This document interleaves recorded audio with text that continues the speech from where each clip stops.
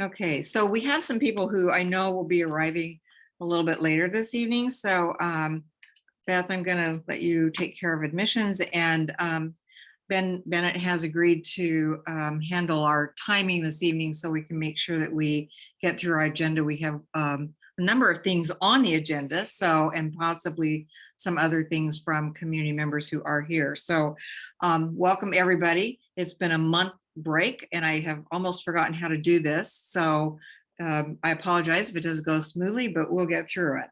I think let's just start off very quickly with our general business. Hopefully everybody on the board has seen the minutes. Are there any questions or corrections? And if not, then do I hear a motion to pass the minutes?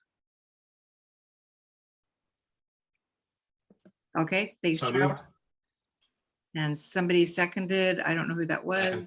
Okay, thanks. And okay, and Ben, do you want to give the treasurer's report? And sure. The general account is at $2,070.05, and the appeals account is $1,425.85. Okay, great. Good. Thank you. Before we jump into business, Adam, is it Wheeler? Weiler. Weiler, yes. Okay, thanks, Adam.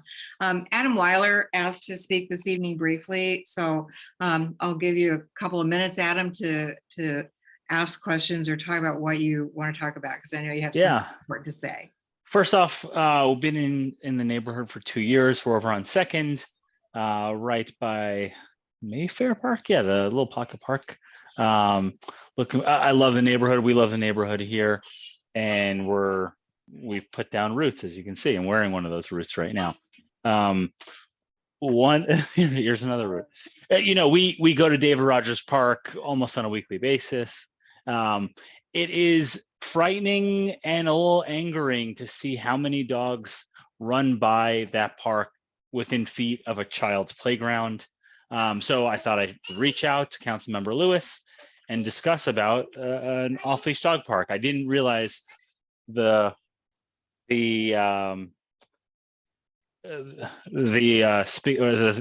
yarn that I was going to be unfurling when talking about that. I thought it would be a no-brainer. There are many parts of Dave Rogers Park that seem barren, including the parts that the dogs are using already, kind of by that metal swing set.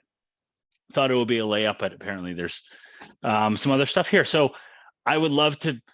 What I'm trying to say is I would love to dedicate time and resources to continuing this project, to knocking on everyone who's walking a dog. I would love to give them a flyer that we make up, or whatever it takes. Let me know if anyone else would like to work on this or could guide me in the direction.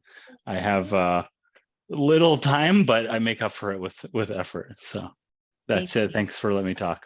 Thank you. And I've connected Adam with Shannon Pretorius, who has already submitted an application for several different sites in Queen Anne. And then Adam and I have exchanged a little bit of information about, hopefully, the development at Smith Cove for an off-leash area there. So I think if you connect with with Shannon, and then we can also put you in touch with the folks at COLA, because they're advocacy group for off-leash area. Awesome. And I mean, it's not a matter of if, it's a matter of when. Right. A child and a dog come into interaction with each other, and what's that going to cost the city from a lawsuit perspective. It seems like spending that money on an off-leash park is better spent.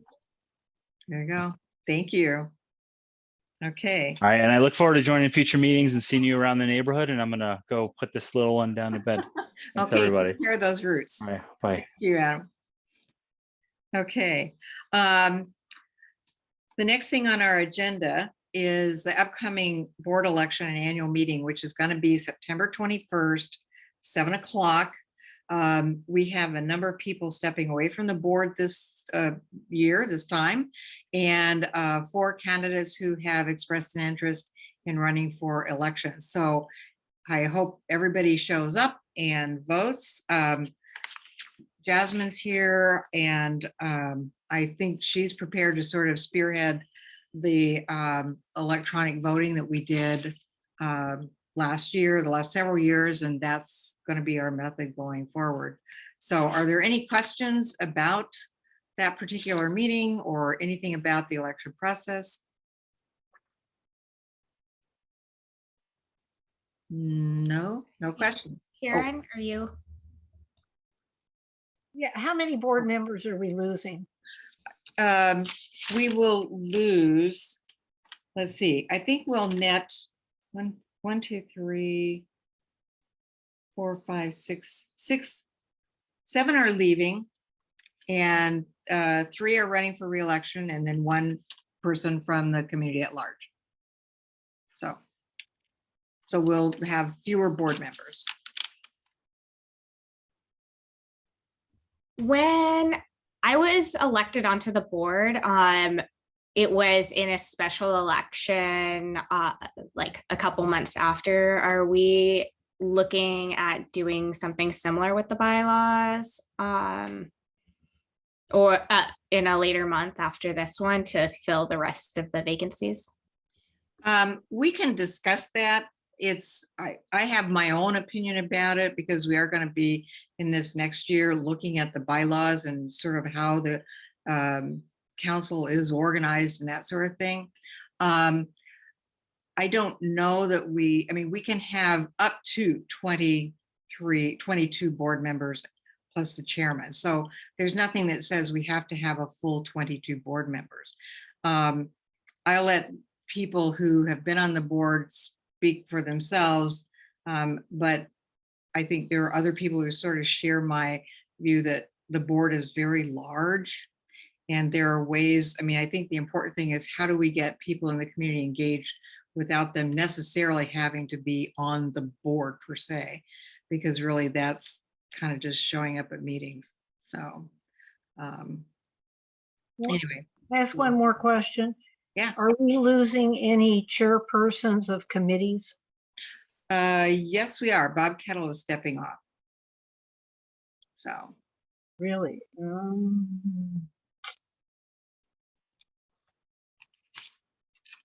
and hopefully we can have somebody else take up those reins. So, okay. Questions? Anything else? Okay. Let's see. Yeah, since we talked about that, let's just go ahead and we'll jump off of the agenda order.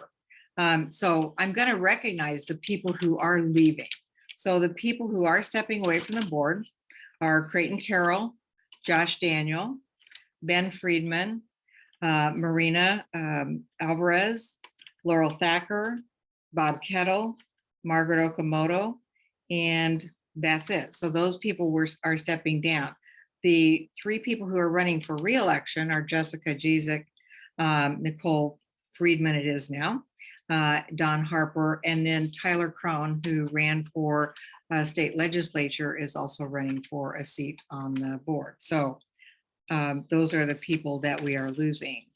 And in light of that, I want to recognize a couple of those people, especially. One of those is Margaret Okamoto. And I think Margaret is one of the longest serving board members on the council. Now, there's a little debate about whether she and Don are, which one of those 2 is the longest serving, but in any event. So Margaret has been on the council for many years. She's been a truly dedicated board member that we can always count on to ask good questions about issues and bring a well-reasoned perspective to our discussions. She's also really an extraordinary editor, which I'm sure everybody knows, and she will be greatly missed. So Margaret has a long history, though, in nonprofit sector in Seattle, and is one of the original members of Picture Perfect, Queen Anne, and currently leads that organization. So for those of you who don't know about Picture Perfect, they are the folks that actually made and maintain the gardens that are along the upper part of Queen Anne Avenue. So it's a lot of work, and we appreciate everything that they do to make Queen Anne more beautiful. As a member of the Lark Snow as members of LERC know, Margaret's a driving force behind the Queen Anne Avenue Streetscape Master Plan, which helps inform the look of development improvements along the main part of Queen Anne Avenue. And Margaret's work on this plan will continue to shape projects on Queen Anne Avenue for years to come. And we just want to say thank you, Margaret, for all your years of service, your dedication to the community, to the council, and we hope that you'll continue to be involved at whatever level is appropriate for your life, and bring your ideas and your energy to our board meetings and other activities that we have going on. So thank you very much. And I don't think Bob Thank you, Kettle is, Paula. yes. Would you like to say something, Margaret? Or I'm sorry, who is? I mean, I just, there's so many people who have been so influential, who were previously on the council and are currently on the council, that I feel like I've gained, almost gained more than I've really given back. I've enjoyed my time on the council. It's been a great education for me. And yes, and I thank everybody who has been a part of the council and who supports Picture Perfect Queen Anne, which grew out of the Queen Anne Community Council. So yeah, and I wish everyone well, and I will keep tabs on what's going on and probably continue to attend LERC meetings. Thank you. I hope so. I hope you do. Jenny. Thank you, Margaret, very much. We look forward to seeing you around Queen Anne and at more community council meetings. So thank you again. And I think, I don't think Bob's here yet, so I'd like to wait until he's actually in the meeting to recognize his contributions to the council. So with that, we'll move on to the next item on the agenda, which is the outreach for architects to join LERC. And Denny, do you want to talk a little bit about that and anything else that's going on with LERC? We'll go a little out of order today. What's going on with LERC? We didn't have a meeting last month, so we're going to get caught up and get rolling on some stuff again.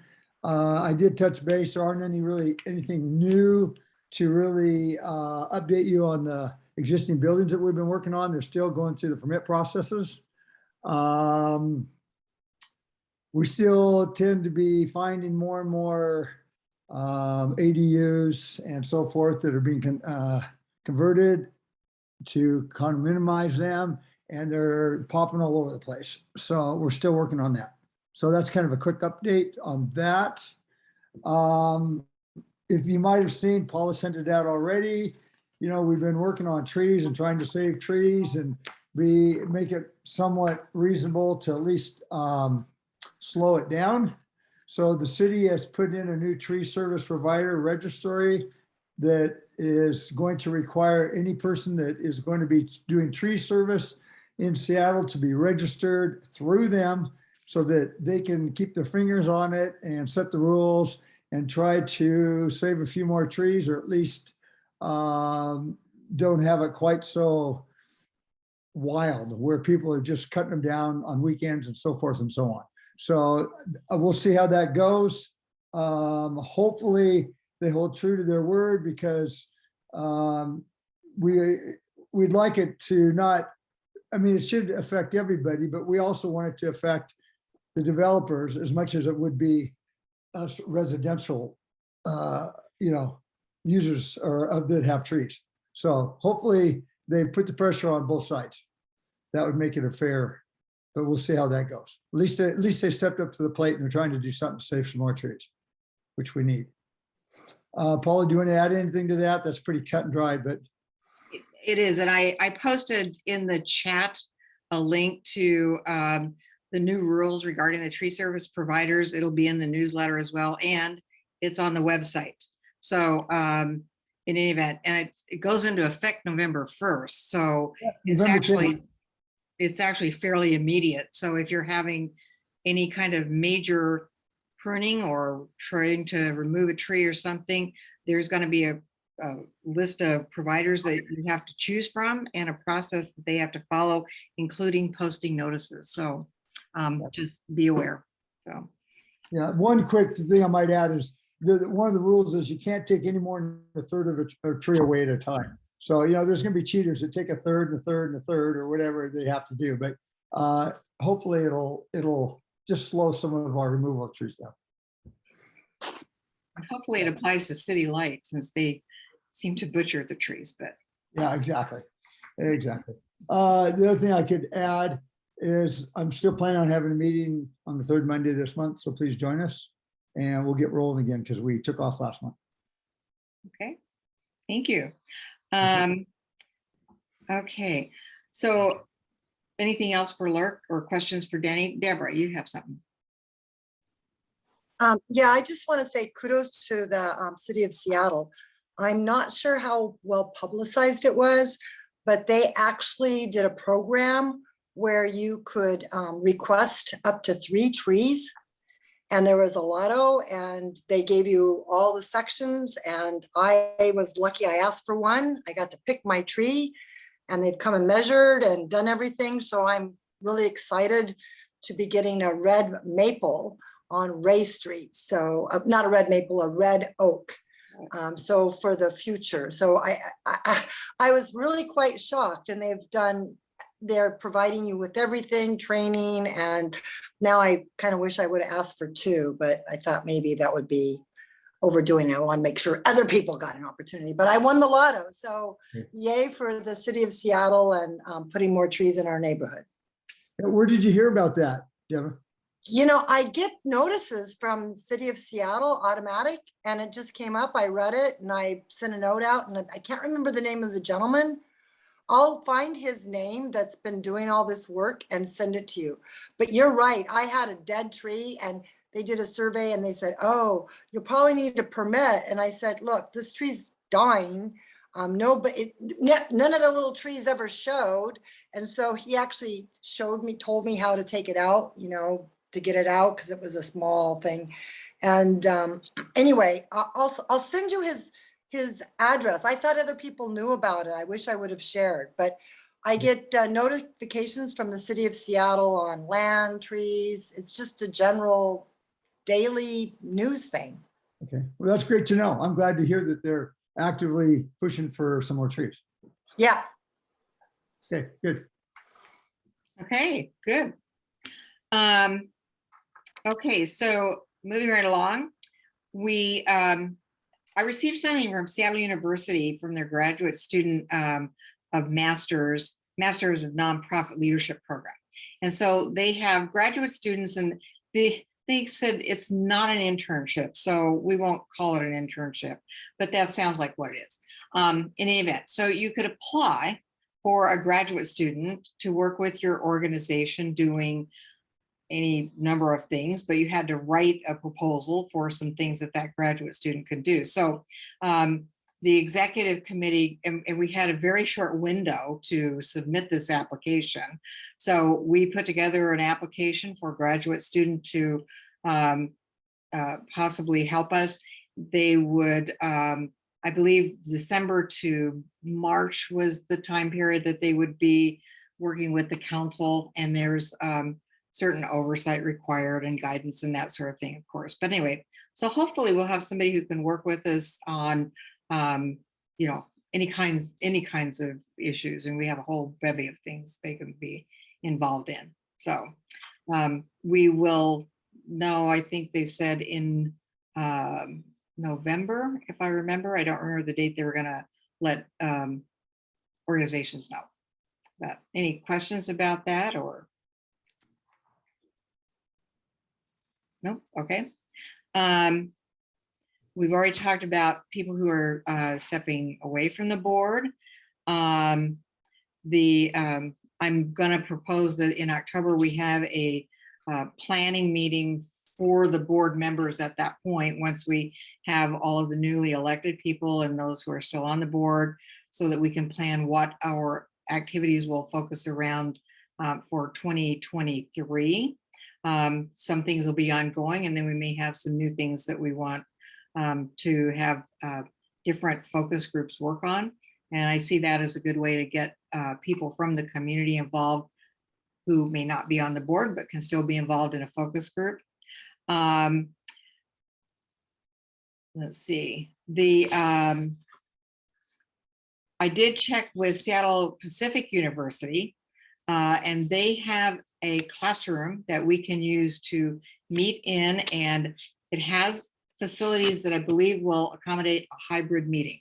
So we can still have a meeting with a Zoom meeting and people in the room. Now, I don't know if we'll all be able to see each other, but that's a minor detail. So there is a cost of $105. And I thought if we at least start having meetings in person on a quarterly basis, we can certainly afford it. So the question I have for the board members is, do we want to try and do this in October, or do we want to wait until November? And all I want is a simple show of hands of who wants to meet in person. It would be October 12th. We have our meeting on a different Wednesday because of Yom Kippur in October, but we can do it on the 12th. Or if you'd rather wait until November 3rd. So any preferences? I'm hearing nothing. So are we ready for an in-person meeting? I guess that should be the question. I kind of thought we were, but it doesn't sound like people are very interested in that. Paula, can you hear me? This is Jessica. Yes, Jessica. Okay, I'm having trouble. I don't know if my camera's working.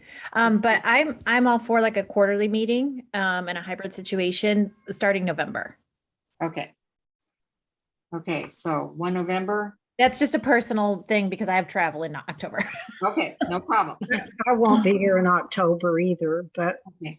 I'm not November keen on would- an in-person meeting, so You're okay, but you can I do- could do hybrid, but I'm Yeah. not interested in meeting in person. okay, you can still zoom in. That's fine. So anybody else, Beth? Yeah, so maybe Paula, if we maybe should just also do maybe a test run. Sure.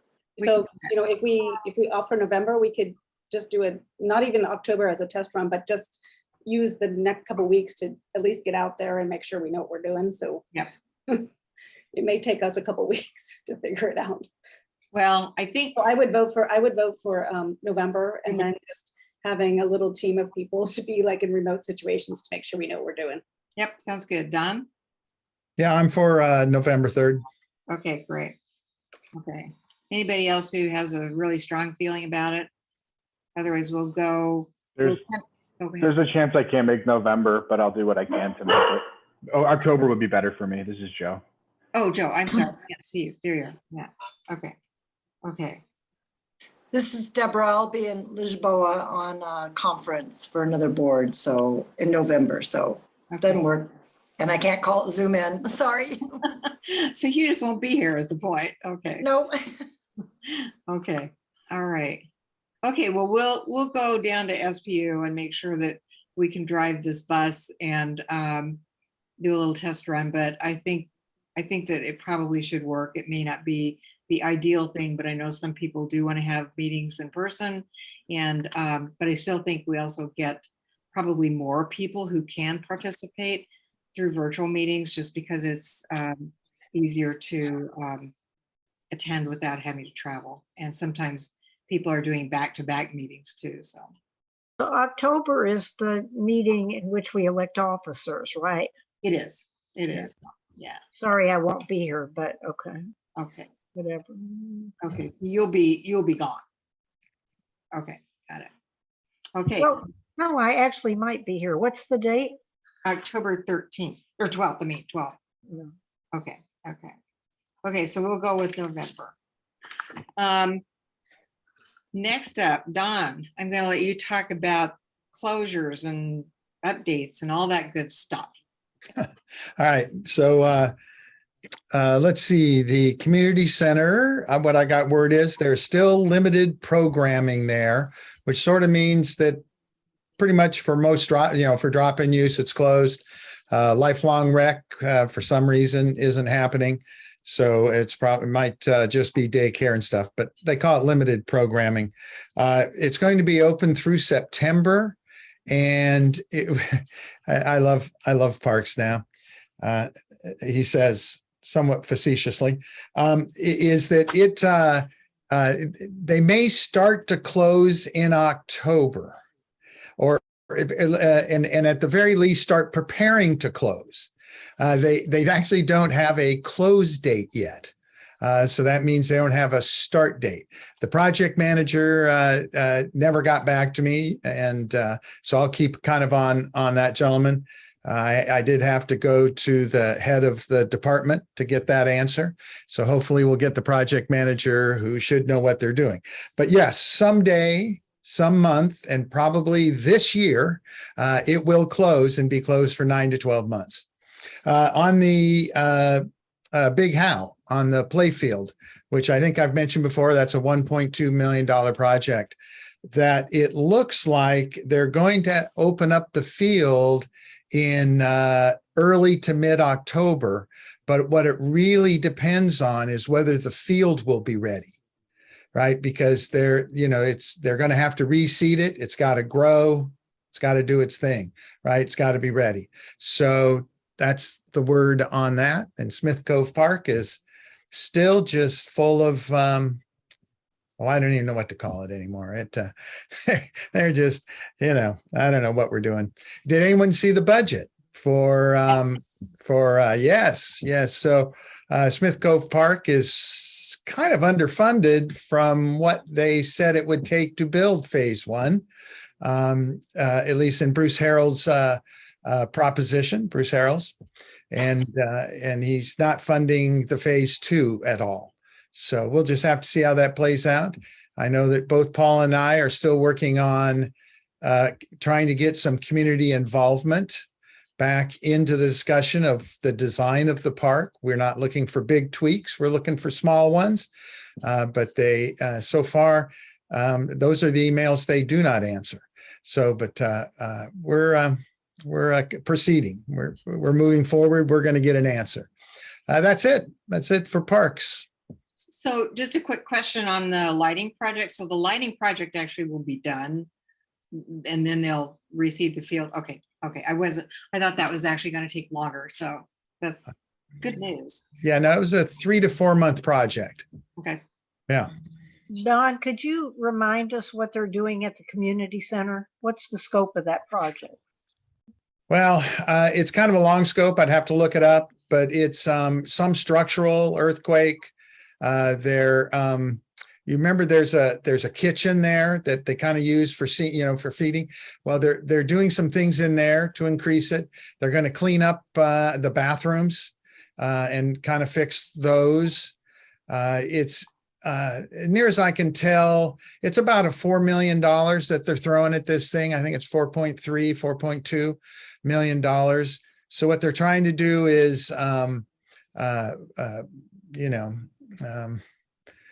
don't know, put just trying to make the community center last for another 10 years before it just, I don't know, disappears. They're going to have lighting, right? New lighting in there, that kind of stuff.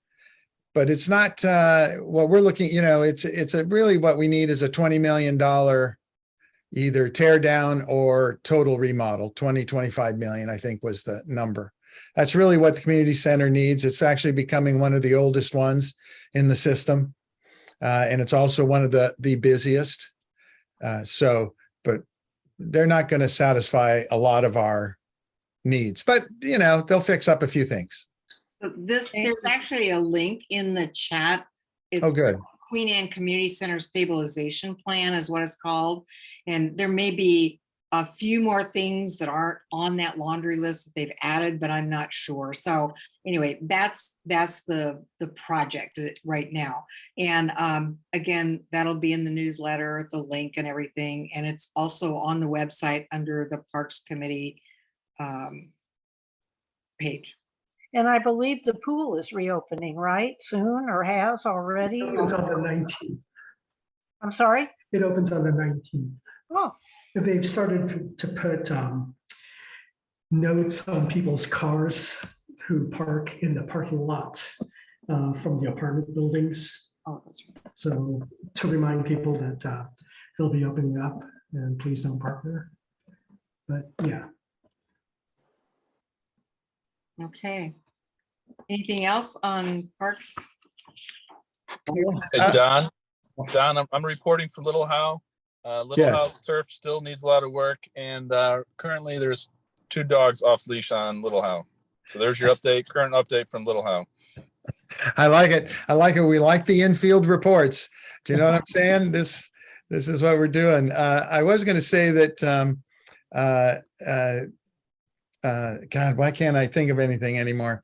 The wall over on 8th Avenue West with the beautiful light standards. So City Light was out there, and they're repairing the conduits and repairing the lights. I found that out because I had some parts of the historical light fixtures, and they called me, and we arranged a meeting, and off they went. So we've got a little something going there. Wilcox Wall. Wilcox Wall. Wilcox Thank you. I know I kept wanting to call it Wallace Wall, and I said, no, that's a fall that I know of, that where water comes down. That's not what's going on. So, Okay. that's it. But yeah, the parks seems to be a little slow, and I do agree with the gentleman looking for an off-leash area. Yes, if you don't have an off-leash area, you're going to have dogs in the park. It's just the way it is. I beg, I plead. I've done everything I can. It just doesn't seem to get anywhere. But that's the way it is. That's my report for parks. Any questions? Ah, thank God. Thank you. All right. Thank you. So Bob, now that you're here, although I see you're sitting in your car, so we did a little recognition earlier for those people who are stepping away from the board, and you, of course, are one of those people who will be greatly missed. So I have a little something I'm going to say here about you. And then you can do your swan song Public Safety Committee report. So anyway, so what can I say about the Public Safety Committee chair? He's a true advocate for public safety and has become a community legend in this arena. As a retired naval intelligence officer, Bob's background and training provided a tremendous foundation to foster standing up this committee over 8 years ago. In addition to his Queen Anne Community Council work, Bob serves on the West Precinct Advisory Council, is an active block watch captain and member of the Queen Anne Block Captains Network, member of the Ballard Eagleson VFW Post 3063, the Society of White House Military Aides, is an active member of St. Anne's School and St. Anne's Church, is just retired from the Board of World Affairs Council in Seattle, and he's now a youth soccer coach. So as if he didn't have enough else going on. So Bob's success as a public safety officer is well known within the realms of public safety in Seattle, and he's often sought out as a community advisor by those in various related roles. His success with Public Safety Committee is also a model for other communities who want to stand up committees of their own. I'm sure that his involvement in this arena will continue. Bob has been a great partner to everybody in Queen Anne to help make the community safer for all of us. And while we will miss him on the council, he will still be working on these important issues and keeping us up to date on all things that are happening, good and bad, in our community. So thank you for your extraordinary service, and I'll miss you. So now you can give your Public Safety Committee report. So yes, thank you, Paul. I really appreciate that. And yes, I am leaving the board and chairing the committee, but it's not like I'll be running away and joining the circus. No, I will be still an active participant, like many of the folks who are on this call that participate in the committee and in the network and in the broader council as well. And so I'll still remain in that arena, and I'm sure there'll be opportunities to engage on public safety issues. And on that front, I still like to engage on things too, like give Don reports from Little Howe on the parks issues that face us, as well as land use. And that's my daughter with her whistle. So sorry about that. And so thank you for that. And, definitely will look to still remain an active participant here in the Queen Anne community. And for public safety, I not sure if you mentioned this, but the advocacy, the work that we did, I actually looked it up. I have 177 emails in my folder for Joshua Graham, and that's a great example of the council, the network, the block watch of that immediate neighborhood, working with the SBD West Precinct, but then also with the LEAD program, our members of the city council, Sarah Nelson and Andrew Lewis, and in addition to others that we're keeping informed on the administration side, and working together. And, you know, honestly, there's a bit of a squeaky wheel piece of this, but, you know, we were advocating, you know, for a safer neighborhood for that area. And we got a good result so far. You know, I hope it's enduring, but for right now, Joshua is getting help through the efforts of, I should call out Sam Wolf too. Sam was the lead program person who really took it, you know, for him as, you know, his portfolio. And so the work that he did, you know, bird dogging this was really helpful to do that. And then that's the kind of thing we need, people like that to, you know, work these issues for us. And, you know, it could be Captain Strand with the West Precinct along with Lieutenant Brown and Barb Biondo. But we're engaging with these folks, and then these folks are turning around and helping us out. I recognize this is not the same across all departments of the city government, but we really do appreciate that. And I will say too, I appreciate the efforts of our city council members. I know, you know, Parker's on right now. Thank you to Andrew and also to Sarah particularly. And that's about it. That was, you know, the key. That's like a perfect example to end up. And we'll continue to work issues as a community, whether it's the car wash chop shop, you know, the hillside issue, which is still kind of ongoing, simmering, and other issues that circle around and up and over the hill. So with that, again, thank you for all those that helped. I also like to do a shout out because I see Bill Faye. I'd like to also, because like to go home. Step outside the car. Step outside the car. so Another Okay. country word from. so you know, the focus oftentimes is on you know, the crime and security aspect. We don't really do much on fire rescue since we're in such a good shape, but emergency preparedness is very important, and I'm glad to see Bill right there, because that's something that we need to continue to work on from a public safety perspective, is emergency preparedness. And I just like to end, that's probably the best way to end. Let's continue to work on emergency preparedness. Excuse me? Thank you. Excuse me. We need to get home. Thanks, Bob, very much. And thanks, Evie, for the, you know, color commentary there. So with that, Bill, I'm going to put you on the spot just a little bit if you'd like to say a few things about National Emergency Preparedness Month. Well, yeah, and I'm not quite sure what authority made that, but September is considered the Emergency Preparedness Month. And the idea is just to put more focus, as other months put focus on things. And the theme this year is sort of a lasting legacy. It's just another way to look at emergency preparedness in terms of what have you got and what have you built up and what do you think will survive a major disaster? And what can you do now to maybe help prepare yourself to create that legacy, that ability to take care of your family, take care of your neighbors, or even take care of your community. So Office of Emergency Management down in Seattle, they have all kinds of programs. They have some basic classes. I think Paula distributed that flyer that came out from OEM.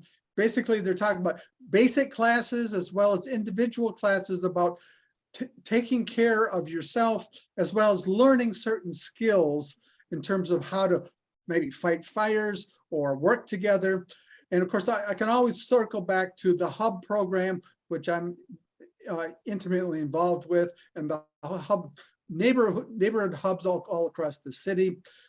We're all there to help come together and build a community post-disaster and to share information and go forward. So I can just remind you to think about your legacy and think about what you're going to be doing after a major disaster.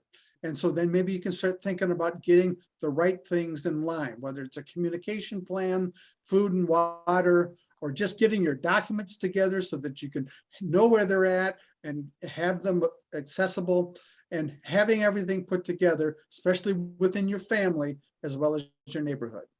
And that's it. Thanks, Happy Bill. Emergency Prep Month.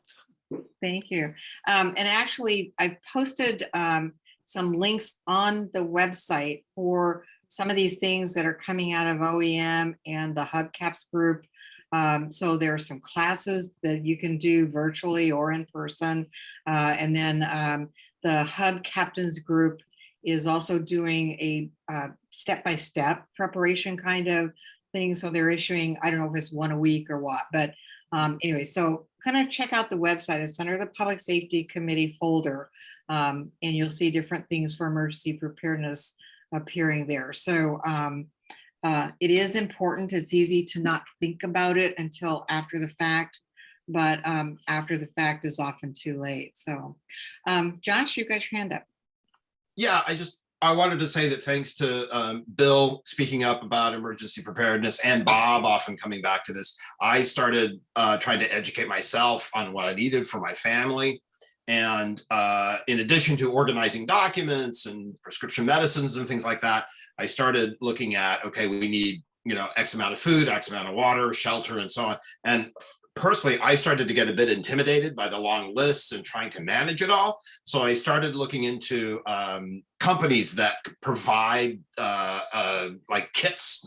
And I found a few. I won't plug them here. I guess probably shouldn't be plugging companies, but if anyone wants to know what I ended up doing or going with, I'm happy to do a private chat or put up links in the general chat or whatever. But just if folks look at that information and feel like this is something they should do, but there are all these hurdles to kind of getting organized and staying organized over the years, there is help out there if you're willing to put the money and the effort into it. So I'm happy to pass that info along to anyone who's interested.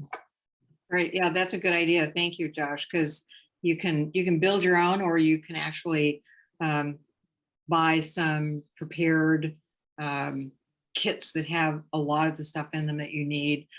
They can't do everything, like they can't assemble your documents, but those are things that you do end up having to do. So anybody else, any more questions about emergency preparedness or National Emergency Preparedness Month? Okay.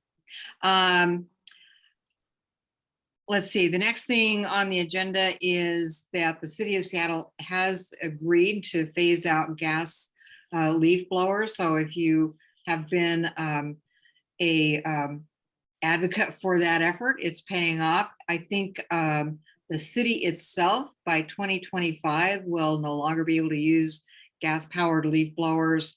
And by 2027, you and I will not be able to use them. So if you're still using that kind of a device, plan on getting something different. And otherwise, hopefully we'll have quieter, less smelly neighborhoods in the future. So we shall see. And with all those new trees, we'll need them. So there'll be a lot of leaves. Let's see, we've already talked about tree service providers. Jasmine, do you want to talk a little bit about Co-Kids Crossing and a couple other things on transportation? Yeah, I can go.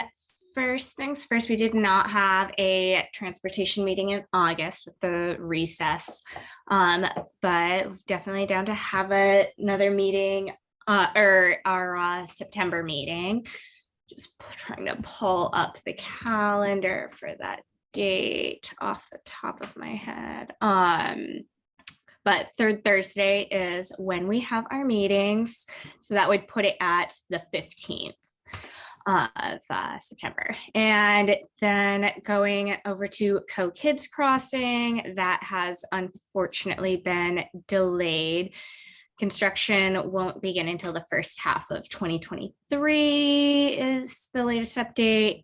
And that's all we really know, but it will be featured by the Parks Foundation in their upcoming community projects news, which is exciting.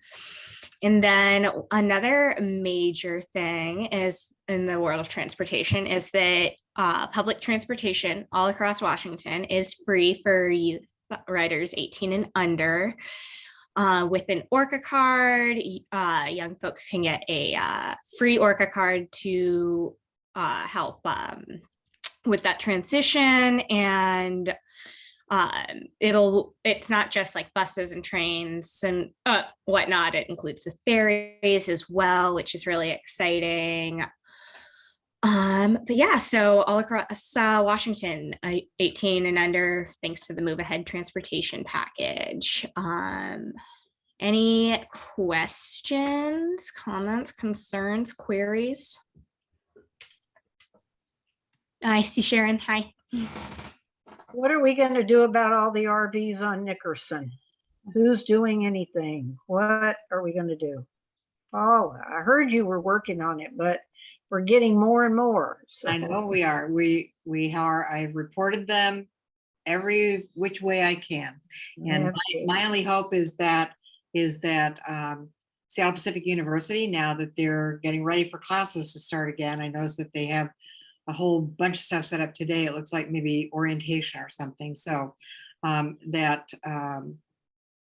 and I reported them individually and I reported them collectively as a group. So I don't know why we can't get them moved off of there, but hopefully that'll happen in the next short while. So.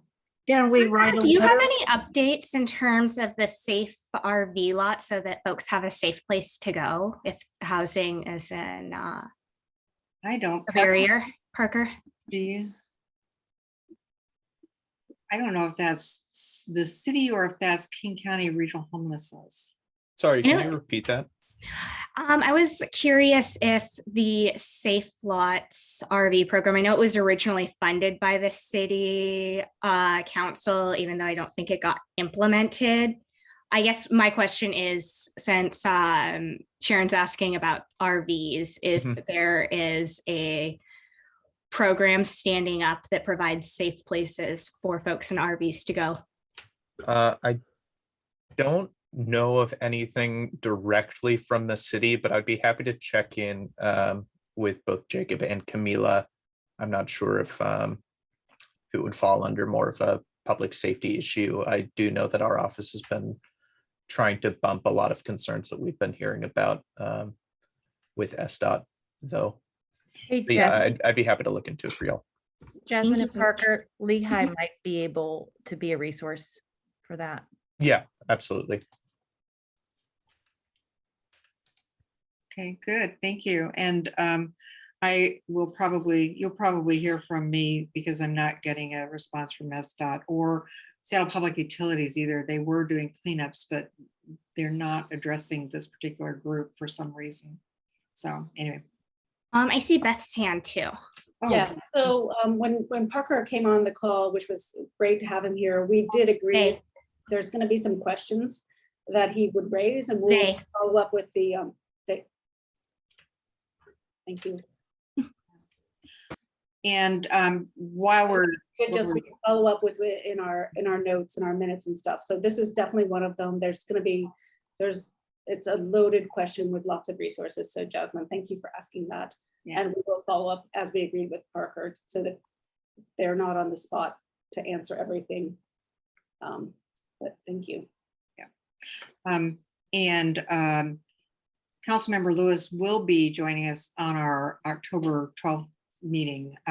He could not be here this evening because he had another meeting. So he'll be coming on October 12th, and I asked him to join us originally to talk about anything about the budget, anything especially about the parks budget and that sort of thing that he can update us on at that time. So hopefully we'll have some interesting updates from him at that point. So, okay, so last thing that I have officially is redistricting. I think everybody knows how the tentative map looks. It's not good for Magnolia. They split the community in half and made part of it part of Ballard, but not all of it. It's really a very kludgy result. So I know that they have gone back to the redistricting commission to with I think 4 different options that accomplish the population balance and don't divide the Magnolia community, which is of course one of the complaints that many other communities brought to the table when redistricting started this year. So how that ended up that way, nobody knows. So any of that. Just to add in, there's a wide coalition, Redistricting Justice for Seattle, that's been doing work. Full disclosure, I've been sitting on that coalition through the Washington bus. Right. And one of the issues that kind of comes to light with the Magnolia conversation is that communities of color have been split up, and that there's no kind of like good way to do it with the 7 districts and not having multi-member districts. Right. And so it's from an equity perspective, Magnolia has more in common with Ballard. And if we're wanting to amplify and not dissect community of color voices, renter community voices and whatnot, that's kind of like the perspective of keeping light communities together and having a racial equity standpoint from that. Okay, thank you. Okay, so the only other things I have on the agenda are reminder that Queen Anne Days is September 16th that evening, and September 17th, which is Saturday.